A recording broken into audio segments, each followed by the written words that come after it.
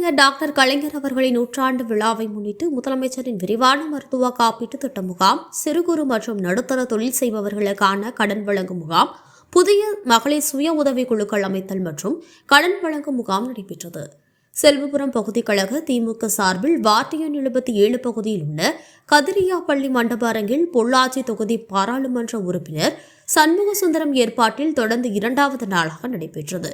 இம்முகாமினை 77வது ward மாமன்ற உறுப்பினர் ராஜேஸ்வரி செந்தில்குமார் பார்வையிட்டார்.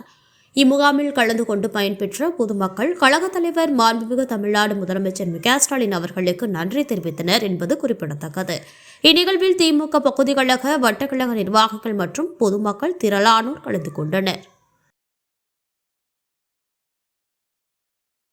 நான் 77வது வார்டு கவுன்சிலர் ராஜலட்சுமி.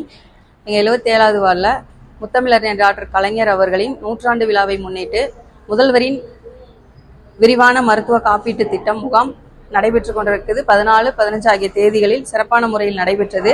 அதில் 1000க்கும் மேற்பட்ட பொதுமக்கள் கலந்து கொண்டனர்.